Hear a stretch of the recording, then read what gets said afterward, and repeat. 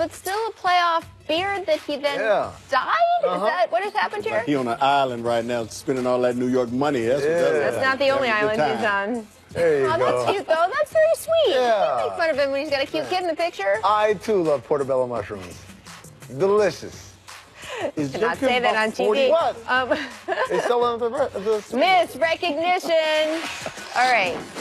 We had a tweet from Morgan. The guy looks like Ethan Strauss. Man. Saying that Giannis went out to eat after the Bucks game. You can see him behind him in the tweet. And that nobody was in the restaurant paying attention. So finally, Giannis left. How does this happen? Did you see what that man did for Milwaukee in the playoffs? Fans of Milwaukee Bucks, you guys better go to that restaurant and let them know who this man is. And he should be able to come there and eat for free for the rest of his life. That's what Producer Danny is in my ear saying that they did apologize. That's what Mark Jones said. Mark Jones said, hey, man, if that was Miami, you'd be free for life. Man, free for life.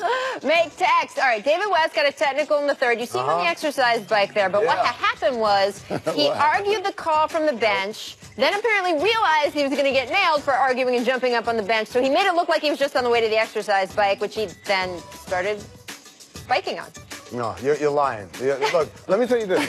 Rachel, oh, look at, we I'm going to quote the movie The Man Who Shot Liberty Valance. When the legend becomes fat, Prince the Legend, he got the test from the exercise bike in the tunnel because he's MVP caliber when it comes to that kind of thing. Oh, boy. Make anniversaries. On this date, 1995, Scottie Pippen became the second ever player to lead his team in all 5 major stat categories for the course of a season.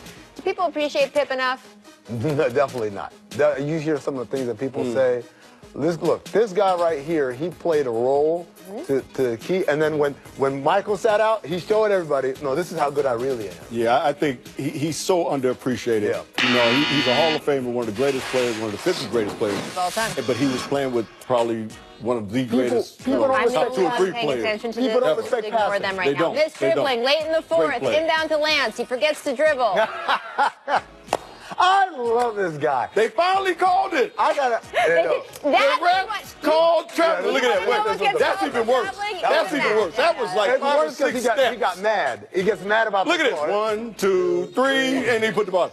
Come on now. Here, my favorite part, that's what I was going to say. It's like in the NFL when a guy just like, what did I do? Unbelievable. LeBron James getting a technical for this Lance Stevenson incident, and here is what LeBron had to say about the play after the game. Take a listen. I mean, I should never got a tech in the first place. I mean, there's a timeout call. This guy's following me to my bench, and then give him a little nudge, and he falls to half court. Come on. But I should know better. I should know better. I've been dealing with this since elementary. It's like I tell you a joke, I tell you a joke, and then you laugh and you get caught. That's what happened. Lance told me a joke. I laugh. The teacher called me. Now I got to go see the principal. So that's what happened. So good. Byron, I would never say LeBron is in Lance's head, but is Lance messing with him enough that's getting dangerous? Well, it's getting dangerous on the part that, LeBron's going to go crazy and score 50 if Lance keeps... Listen, the thing you do in the NBA, when you're playing against great players, you don't mess with great players. Because when you talk and you get in their head, or you think they're getting in their head, you try to get physical with them, they just play even harder. They don't need any more incentive. And I'm just telling you, they don't need. Now, Lance has been doing this for the last 3 or 4 years or whatever the case, ever since he's been in Indy. Yeah. And this is the first time LeBron just kind of, get off me, man. Just get out my face. You just reminded me of a story. My guy, John Shoemate, he said when he came to the league, John. It's on Shoe. When you guard Kareem, don't push up on him. Just let him do his thing, and he'll get 30, and we'll get out of here. If you got to get physical, got to get in his head, then he going to get mad, and then we're really in trouble. Yeah, then he going to get 50. I mean, by the way, this is more than 3 or 4 years. I imagine that when baby LeBron was in the baby Akron hospital, there was baby Lance Stevenson coming up and, trying to needle him or whatever. But, Rachel, I have a new proposal. You're always trying to propose to the league to make changes. I got a new rule. Any team that Lance Stevenson is on, when they get eliminated, he goes to the team that eliminated him. So we can keep seeing Lance Stevenson. I'm telling you, I watched this game yesterday, and it was an exciting game. And there was like a 2-minute stretch at the end of the game where he wasn't on the floor, and I was like, why is this game so boring all of a sudden? He came back in, and then he wrestled with Jeff Green.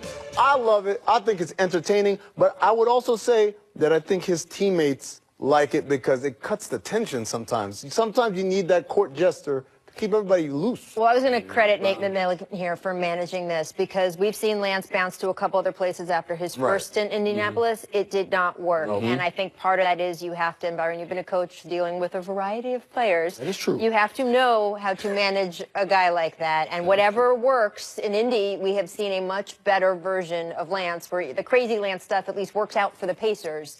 I think the coach has to have something to do with that, right? I think, Nate just says Lance be Lance. Yeah. He lets him be himself. And I think when he was in, L.A. and Memphis and other places, Charlotte, he hasn't been able to be Lance, Right. But he did learn something in L.A. You see that acting job he did when LeBron barely tapped him? Every time. He barely tapped him. He's out of the you don't even see him in the frame. I laughed so hard. Come on. There was a player that tried to inbound to Larry Nance, and he kind of ran into Larry Nance and then just exploded. Right. Look at it. I laughed so hard. I mean, this little shove. I know LeBron is strong. Right. He's a big, strong guy. Where is he? Where is Lance Stevens Cameraman now? searching for him. We can't find him. Where is Lance? He's gone. He's in the locker room He right learned now. something when he was in One of the L.A. Great Lakes. He's just all the way over He there. learned something in L.A. Hey. All right, I want to talk about Victor Oladipo. He scored 17 points in Game 4, but he shot just 5 for 20 from the field. And, guys, I really do think Ty Lue needs some credit here on this one. The way the Cavaliers have been blitzing Vic has been effective. JR gets some credit, too, for what he's been doing. Given all of that, do you think that Vic's not-so-great shooting night is a big deal? Well, shout out to Bob Bulgaris. He said the blitz and the pick and roll is the new in thing for the NBA playoffs, right? But I think, yes, definitely T. Lue, they made an adjustment there. But I want to go back to a theme that you're going to hear me say again and again and again today. The Indiana Pacers, the end of that game, they didn't play the offense that got them to being up 2-1. One-on-one. They went one-on-one, and a bunch of guys standing and watching. A guy like Bogdanovich was out the floor and was not really involved. A guy like Sabonis, who had things going, they kind of went away from him. They did this to themselves. The Cavs deserve credit for being there and making the defensive stops, but I think Indiana went away from their identity. Yeah, I'm going to give credit to, like you said, Ty Lue in Cleveland as well, because of the fact that they changed up their defense and they were much more aggressive with Victor as far as trying to trap him and get the ball out of his hands. But I agree with Amin that they went back to, I don't know what brand of basketball they had been playing throughout the season, but it wasn't this brand, where all of a sudden you just put it in one guy's hand and think that he's going to win the game for you. Keep moving the ball, keep setting screen, keep the spacing that you had, and let the dribble create opportunities for you, because they were able to get in the lane the first 3 games at will, and all of a sudden now you go back to just saying, all right, I want to win it myself. And at this time, this is a young Indiana team. Let's take that in consideration as well, that when you're on this type of stage, you can't go away from what got you there. Well, but that's the thing, right? We talk about, the Warriors do, the thing you guys are talking about, the Warriors do it so well, the Spurs have always done so well. It's hard, right? Sure. Yeah, it's hard. But Rachel, this is what it's not necessarily just playing like those teams. Obviously, that's the ideal. We Right. want to be everyone ball and bodies moving or whatever. But one of the things I'm surprised about with players and with the coaches really is the idea that if your main guy is getting doubled, let's say like Damian Lillard was, you throw it, get it right back, because the defense has a momentary lapse of relaxation. Like, oh, he got the ball out of his hands, mission accomplished. No, we go right back at it. But this idea that I'm going to do this for 16 seconds to the point where I got nothing left to take this shot. Or throw it to somebody where they got 2 seconds on the clock and they have nothing to do but shoot the ball, and it's going to be a contested jump shot. All right, we got to move on because we got to talk about Ricky Rubio. Ricky! Right? Rubio. We're going to do that after the break. Ricky's triple-double in Game 3.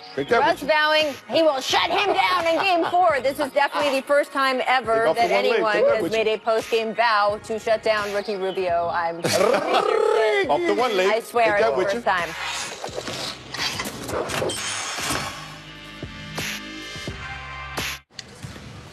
Real smooth. Why you always say that?